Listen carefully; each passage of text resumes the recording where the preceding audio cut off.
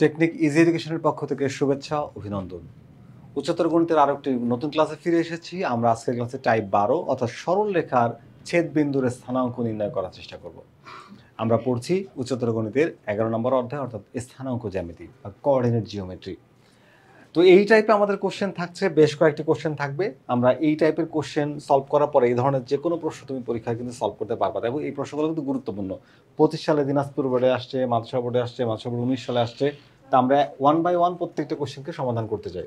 তো প্রথম প্রশ্নে আমরা দেখতে পাচ্ছি যে আমাদের দেওয়া আছে কি বলতো, ছেদ বিন্দু। ছেদ বিন্দুটা আসলে কি আমাদের বুঝতে হবে যে একটা সমতলীয় ক্ষেত্রে, একটা সমতলীয় ক্ষেত্রের উপরে এক্স অক্ষ এবং ওয়াই অক্ষ যে বিন্দুতে মিলিত এটাকে তো আমরা মূল বিন্দু বলি, বাট এই অক্ষে এই সমতলীয় যে সারফেসের উপরে যদি আরো দুইটা সরলরেখা, মনে করো এই একটা সরলরেখার নাম হচ্ছে এ বি আর একটা সরলরেখার নাম মনে করো সিডি, তারা মিলিত হলো পরস্পর, মনে করো যে এক্স বিন্দু, এখানে এক্স না দিই বরঞ্চ ও বিন্দু দিই, এই যে ও বিন্দুতে, তাহলে এই যে ও বিন্দুটায় একটা স্থানাঙ্ক আছে, কিন্তু ও বিন্দুর একটা স্থানাঙ্ক আছে, মনে করো 1 2 3 4, এই 4 আর উপরের দিকে 1 2 3 4 5 6, এ দেখো, তার মানে এক্স এর মান হচ্ছে 4 আর ওয়াই এর মান হচ্ছে 6, এটা হচ্ছে এই বিন্দুর স্থানাঙ্ক। তো আমাদের এরকম দুইটা সরলরেখার সমীকরণ দিয়ে বলা হয়েছে যে এই ছেদ বিন্দু অর্থাৎ একটা রেখা বা একটা স্ট্রেট লাইন আর একটা স্ট্রেট লাইনকে যেখানে কি করবে বলতো, ইন্টারসেক্ট করবে, সেই পয়েন্টটার স্থানাঙ্ক বের করতে হবে, সেটা হচ্ছে আমাদের ছেদ বিন্দুর স্থানাঙ্ক। তো এটা বের করা কিন্তু খুবই সহজ।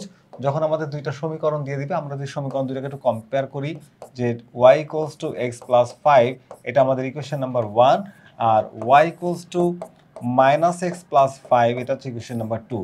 তো আমরা যে কোনোভাবে এক্স ওয়াই এর যদি ভ্যালু বের করতে পারি, এই এক্স ওয়াই এর ভ্যালুই হচ্ছে আমাদের এই ছেদ বিন্দুর স্থানাঙ্ক।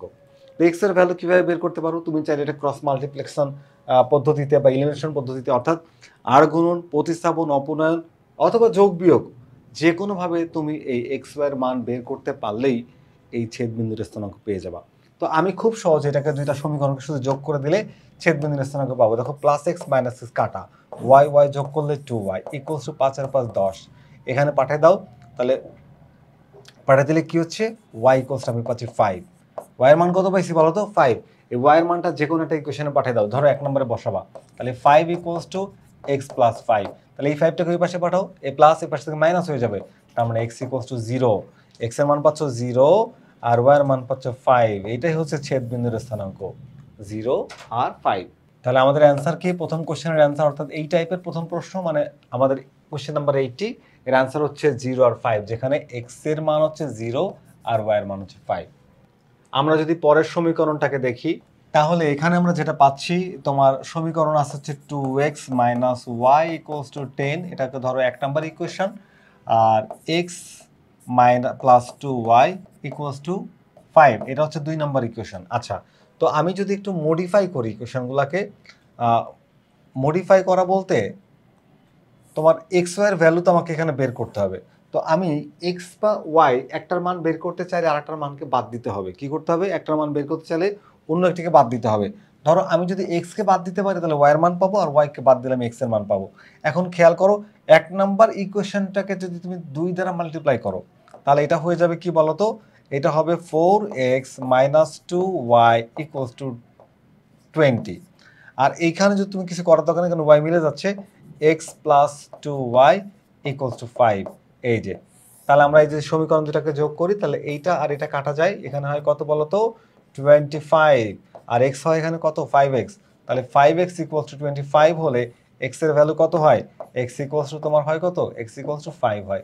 তাহলে x এর মানটা তো পেয়ে গেছি, x এর মানটা যে কোনো একটা ইকুয়েশনে বসালে তুমি পাবো y এর মান। তো চলো এখানে বসাই দিই।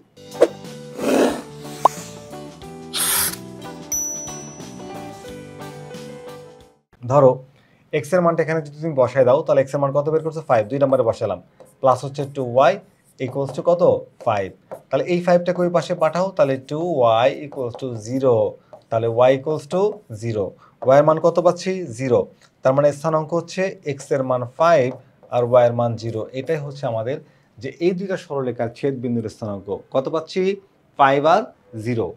তাহলে অ্যান্সার হচ্ছে আমাদের এই ক 5 আর 0, যেখানে x এর মান 5 আর y এর মান 0। কোশ্চেন নাম্বার 82, তো আমরা যদি এখানে দুইটা ইকুয়েশনকে একটু কম্পেয়ার করব, তাহলে x plus Y minus one equals to zero আর x minus y plus one equals to zero. তো আমরা এখানে সাধারণ যোগ বিয়োগ করলে এক্স এর মান পেয়ে যাব। তো এখানে দেখো যে তুমি যদি এখানে ওয়াই ওয়াই কাটা যায় তাহলে two x plus zero equals to zero. তাহলে এই জিরোকে ওপাশে পাঠালে এটা লেখার দরকার নাই। তাহলে এক্স ইকুয়ালস টু কি পাচ্ছি, এক্স এর মান পাচ্ছি জিরো। তাহলে এক্স এর মানটা যে কোনো একটা সমীকরণে বসায় দাও, তুমি চাইলে একেও বসাতে পারো, চাইলে দুইও বসাতে পারো, তোমার ইচ্ছা। তো আমি একে বসাই দিই। তাহলে zero plus Y minus one equals to zero. তাহলে এই জিরো থাক, আর এই ওয়ানটাকে পাশে পাঠিয়ে দাও, তাহলে প্লাস হয়ে যায় ওয়াই ইকুয়ালস টু ওয়ান। তাহলে আমার স্থানাঙ্ক কি পাচ্ছি, এক্স এর মান শুরুতে লিখবা, ওয়াই এর মান পরে লিখবা, তাহলে জিরো আর ওয়ান। তাহলে আমাদের এই স্থানাঙ্ক কত আসছে, জিরো আর হচ্ছে ওয়ান। তাহলে অ্যান্সার হচ্ছে এই যে এইটা জিরো আর ওয়ান। আমাদের এই টাইপের সর্বশেষ প্রশ্নটা আছে কি বলতো, Y equals to minus five আর X plus Y minus one equals to zero, সরলরেখা দুইটির ছেদবিন্দুর স্থানাঙ্ক কোনটি কোনটি সেটা আমরা একটু বের করে দেখাবো। ধরো সমীকরণ দুইটাকে যদি আমি একটু লিখে নিই, যে প্রথমে এটাকে লিখি, এটা একটা সম্পূর্ণ সমীকরণ এক্স প্লাস ওয়াই